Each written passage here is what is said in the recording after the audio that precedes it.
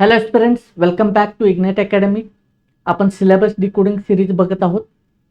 या सिरीजमध्ये मी निहाल कोरे तुमचं पुन्हा एकदा स्वागत करतोय. GS1चं सिलेबस डिकोडिंग आपण बघत आहोत. त्याच्यामध्ये आर्ट अँड कल्चर सिलेबस डिकोडिंगचं हे लास्ट लेक्चर आहे. यापूर्वी आपण ancient history, medieval history, modern history आणि इंडियन सोसायटी हे 4 सेक्शन जे आहेत GS1चे आणि जॉग्राफीचा पार्टसुद्धा आपण कंप्लीट डिस्कस केलेला आहे. तर आता आजच्या सेशनमध्ये ह्या सेशनमध्ये आपण आर्ट अँड कल्चरचा उर्वरित part 2 session already art and कल्चरचे झालेले आहेत.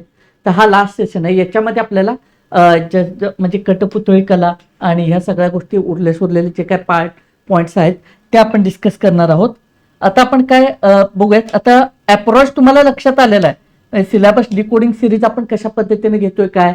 आता तुम्ही त्या पद्धतीने प्रिपरेशन स्टार्ट करा आणि थोडंसं सिलेबस ब्रेनस्टॉर्म करायला स्टार्ट करा. थोडंसं तुम्ही पण आहे ना ब्रेनस्टॉर्म करा. म्हणजे मी लेक्चर बघितल्यानंतर म्हणजे काय होईल की सिलेबसवर खूप चांगला तुमचा होल्ड येईल. सिलेबस सिरीज कशा पद्धतीने सुरू आहे तुमच्या लक्षात आहे की आपण एखादा पॉईंट घेतोय, त्याचे हिडन पॉईंट्स, सब पॉईंट्स बघतोय. इन डिटेल आपण सिलेबस डिकोड करत आहोत. लक्षात येते काय. चला सुरू करूयात. याच्यामध्ये आपल्याला आता कठपुतळी कला, प्राचीन मनोरंजन आणि प्रबोधन. आता फक्त हे काय कला म्हणून होतं काय, मनोरंजनच म्हणून होतं का, नाही. तर त्याच्या प्रबोधनाचं एक प्रभावी माध्यम होतं. लक्षात येते का. मागच्या वेळेस आपण बघितलं की साहित्य फक्त मनोरंजनासाठी होतं का, नाही. तर प्रबोधन घडवायचं आहे, समाज घडवायचा, समाजाला दिशा द्यायची आहे, हे त्याच्यामध्ये मूलभूत त्याचं जे काय होतं ते मूळ उद्देश तो होता. लक्षात येते का. आता हे कठपुतळी हे प्रकार बघा, ह्याचे डिटेल्स बघा. म्हणजे कुठलेही आर्ट फॉर्म आहे त्याचे डिटेल्स आपल्याला बघणं गरजेचं ठरतं. लक्षात येते का. तर धागा कठपुतळी, छाया कठपुतळी, काठी कठपुतळी आणि हातमोजा कठपुतळी हे डिटेल्स आहेत. कुठं कशा पद्धतीने उदाहरणार्थ कुठं काय. आता जर उदाहरणार्थ बघितलं, काठी कठपुतळी हे पुतुल नाच त्याचा जो आहे तो पश्चिम बंगालमध्ये आपल्याला फेमस दिसून येतो. यमपुरी बिहारमध्ये दिसून येते. असं कुठं काय आहे हे डिटेल्स आपल्याला बघायचे. हे चार्ट आहे. आणखी बाकीचे सगळे डिटेल्स तुम्ही तुमच्या रेफरन्स सोर्समधून तुम्ही प्रॉपर हे प्रिपेअर करायचे आहेत. लक्षात येते रोल काय राहिलेला आहे. लक्षात येते प्रबोधनामध्ये. हा सगळ्यात महत्वाचा याच्यामध्ये मुद्दा आपल्याला समजून घ्यायचा आहे. पारंपरिक भारतीय युद्धकला, शौर्य आणि कौशल्य त्याच्यामध्ये काय हे सगळं बघायचं आपल्याला व्यवस्थित. म्हणजे कुठं कुठं आहे, कुठं काय आहे. जसं की पयट्टू जे आहे ते केरळमध्ये. ठीक आहे. विद्युत जमवाल माहित आहे ना, विद्युत जमवाल अभिनेता. ते ह्याचा सराव करतात. लक्षात येते का. मग ह्या सगळ्या गोष्टी कलारी बघा, कर्नाटकमध्ये कशा पद्धतीच्या ते फीचरतील हे सगळ्या गोष्टी आपल्याला व्यवस्थित बघायच्या. आता काय वैशिष्ट्य, जगात सर्वात जुनी युद्धकला मानली जाते कलारी पयट्टू. लक्षात येते हे बघायचं आपल्याला. आता हे बघताना उगम कधीच आहे साधारण जगात सर्वात प्राचीन, मग कधी साधारण काय, त्यावेळी जनक कोण असतील तर त्या सगळ्या गोष्टी बघायच्या.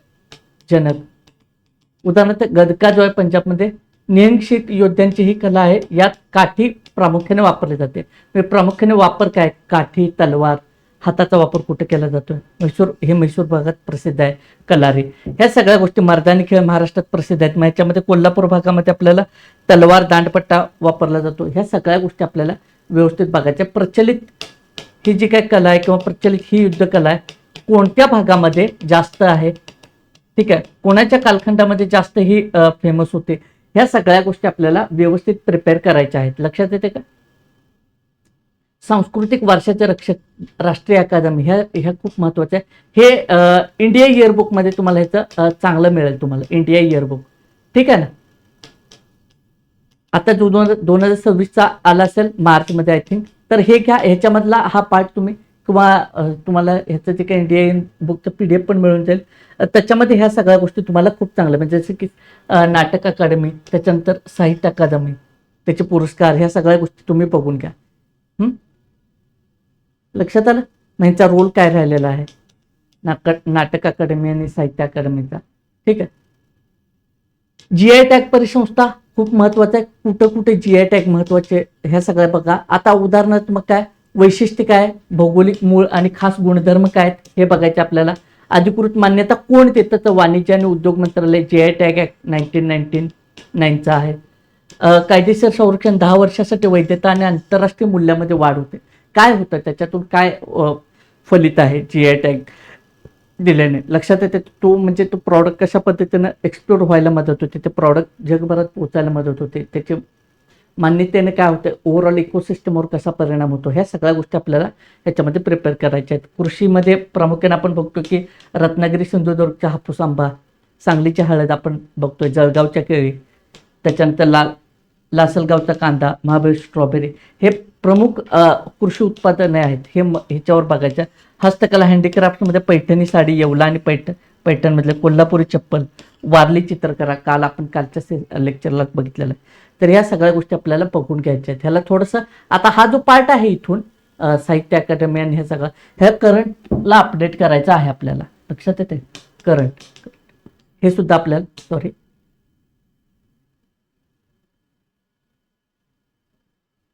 हा सुद्धा आपल्याला करंटला अपडेट करून बघायचा आहे. लक्षात येते कोणते कोणते GI टॅग नवीन आलेले, ह्या सगळ्या गोष्टी आपल्याला व्यवस्थित प्रिपेअर करायच्या आहेत. ठीक आहे. करंट इंडिया इयरबुकमधून सुद्धा तुम्हाला हा डेटा खूप चांगल्या पद्धतीने मिळून जाईल. उत्सवातून ओळख, वेगवेगळे उत्सव आहेत. मग राष्ट्रीय उत्सव, ठीक आहे, त्याच्यानंतर प्रादेशिक उत्सव जसं की महाराष्ट्राचं आपण बघू उदाहरणार्थ गणेश उत्सव जे आहेत, शिवाजी महाराजांच्या काळात घरगुती स्वरूपात सुरुवात, त्याच्यानंतर लोकमान्य टिळक सार्वजनिक स्वरूप प्राप्त झालेले, सामाजिक चर्चेसाठी व्यासपीठ, आजचे स्वरूप जे आहे ते 10 दिवसांचा उत्सव आहे. मग भाद्रपद शुक्ल चतुर्थी ते अनंत चतुर्थी हे कसं राहिलं हे उदाहरण दिलेलं आहे. लक्षात येते की पश्चिम बंगालमध्ये काली दुर्गा पूजा. तर हे असे जे काय वेगवेगळे उत्सव आहेत ते तुम्ही व्यवस्थित बघा. कळते का? नवरात्रोत्सव, सांस्कृतिक महत्व काय, ढोल ताशा पथके देखावे, सार्वजनिक मंडळाच्या माध्यमातून सामाजिक प्रबोधन, हे गणेशोत्सवाचं महत्वाचं वैशिष्ट्य आहे. असं वेगवेगळ्या उत्सवांचे काय वैशिष्ट्य राहिलेले आहेत, प्रबोधनामध्ये रोल कसा आहे आणि तो म्हणजे प्रादेशिक पद्धती, हे सगळ्या गोष्टी तुम्ही बघून घ्या.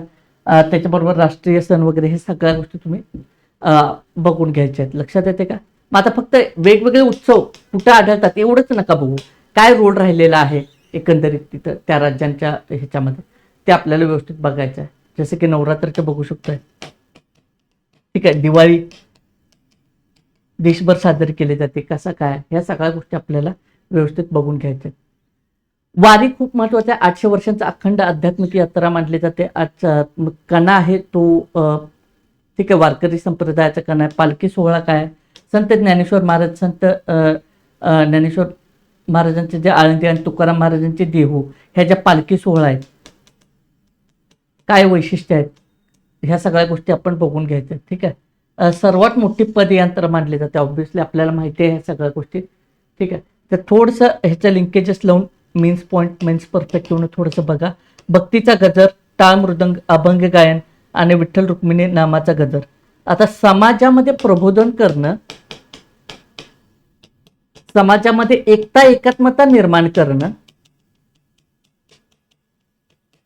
याच्यामध्ये कसा वारकरी संप्रदायाचा, वारकरी चळवळीचा रोल राहिलेला आहे, भूमिका राहिलेली आहे, त्या अनुषंगाने आपल्याला विचार करायचा. सर्वच सणांचा या अनुषंगाने आपल्याला विचार करायचा आहे. ठीक आहे. आदिवासी संस्कृती मोस्ट इम्पॉर्टंट पार्ट. सण आणि उत्सव, वेगवेगळे सण कशा पद्धतीने, त्याची होळी, शिमगा, भिल्ले जमातीची प्रसिद्ध होळी सातपुडा पर्वतातील, त्याचबरोबर वाघदेव पूजा, निसर्गाची पूजा, ठीक आहे, निसर्ग पूजक मानतो आपण आदिवासी. ठीक आहे. तर नवाखाई जे आहे ते नवीन पीक आल्यानंतर निसर्गाचे आभार मानण्यासाठी हा उत्सव आहे. तर वेगवेगळे असे उत्सव, जसे की तारपा नृत्य आहे कला आणि सादरीकरणामध्ये. ठीक आहे. तारपा वाद्याच्या तालेवर स्त्री पुरुष गोल रिंगण करून नाचतात. वारली जमातीचे प्रसिद्ध तारपा नृत्य आहे. गोंड चित्रकला, बोहाडा आहेत. पालघर आणि नाशिक जिल्ह्यातील मुखवटा नाच आहे. ठीक आहे. रामायण महाभारतातील कथा त्याच्या माध्यमातून सांगितल्या जातात, त्याच्या माध्यमातून प्रबोधन केलं जातं, समजपूर्वक. ठीक, ह्या सगळ्या गोष्टी आपल्याला बघायच्या आहेत. ठीक. हां, थोडंसं फास्ट होते, पण आता हा पार्ट आपल्याला असंच बघायला लागलं आणि याला थोडंसं करंटने अपडेट करायचं आहे. प्रादेशिक सण, कृषी आणि निसर्गाची कृतज्ञता चक्र, जसे की गुढीपाडवा, हिंदू नववर्षाची सुरुवात, विजयाचे प्रतीक मानले जाते. त्याच्यानंतर बैलपोळा, कृतज्ञता आहे. ठीक आहे, कृतज्ञता सोहळा, ह्याच्यामध्ये बैलांप्रती, शेती काम केल्यानंतर बैलांप्रती कृतज्ञता व्यक्त केली जाते, बैलांची पूजा केली जाते. ह्या सगळ्या गोष्टी. कोजागरी पौर्णिमा समृद्धीचं प्रतीक मानलं जाते. पीक कापणीच्या हंगामाशी आणि निसर्गाच्या दातृत्वाशी संबंधित उत्सव आहे. हे काय रोल राहिलेला आहे लक्षात येते काय? जॉग्राफीचा अँगल आहे, त्याच्याबरोबर वेगवेगळं पीक काढणे आणि ह्याचा सगळा अँगल आहे सणांची आहे, महत्वाचा आहे. ठीक आहे, तर त्या पद्धतीने हे बघायचं आहे. सांस्कृतिक परिसंस्था एक अखंड साखळी, त्या पद्धतीने काय उत्सव आहे, संरक्षण आहे, त्याच्यानंतर निर्मिती, या सगळ्या गोष्टी आपल्याला व्यवस्थित बघायच्या आहेत. वेगवेगळे उत्सव कशा पद्धतीने आहेत, ते कुठल्या प्रदेशामध्ये काय आहे, त्याचे काय रोल राहिले, एखाद्या उत्सवामागचं कारण काय राहिलेलं आहे. ठीक आहे, तर काही त्या सगळ्या गोष्टी आपल्याला व्यवस्थित प्रिपेअर करायच्या आहेत. तर अशा पद्धतीने हे आर्ट अँड कल्चर आपल्याला कव्हर करून घ्यायचं आहे. आय होप तुम्हाला नक्की आवडली असेल ही सिरीज. इतर विद्यार्थ्यांच्यापर्यंत पोहोचवायला विसरू नका. समजलं? अप्रोच समजून घ्या ह्या सगळ्या लेक्चर्समधून. सिलेबस आपण कशा पद्धतीने समजून घेतोय, आपला सर्व सिलेबस अप्रोच एकदा कसा कळाला तर त्याचा आपला नॉलेज बेस चांगला होईल. मग त्याच्यातून तुम्ही कंटेंट चांगला राहील. त्या कंटेंटच्या बेसवर तुमचं रायटिंग बिल्डअप करायला सुरू करा आणि मग आपलं जे काय ते एक प्रिपरेशन जे आहे ते एका वेगळ्या लेवलला आपलं जाईल. अशा पद्धतीने. पण ते सगळं करण्यासाठी सिलेबसचा अप्रोच व्यवस्थित समजून घ्यायचा, सिलेबस डिकोडिंग आपल्याला व्यवस्थित समजून घ्यायचं आहे. पॉईंट्स, सब पॉईंट्स, हिडन पॉईंट्स सगळ्या गोष्टी समजून घ्यायच्या. करंटचे लिंकेजेस, इतर GST लिंकेजेस कशा असतील, ह्या सगळ्या गोष्टी समजून आपल्याला सिलेबस समजून घ्यायचा आहे. तर आय होप नक्की आवडला असेल. इतर विद्यार्थ्यांच्यापर्यंत पोहोचवायला विसरू नका. आणि अशाच सिरीजसाठी, अशा वेगवेगळे सिरीज, आणखी बाकीचे सिरीज आपल्या सुरू आहेत. वेगवेगळे लेक्चर, एखाद्या महत्त्वाच्या इश्यूवर आपली चर्चा होत राहील. तर अशाच सिरीजसाठी इग्नाइट अकॅडमीच्या यूट्यूब चॅनलला सबस्क्राईब करा. धन्यवाद.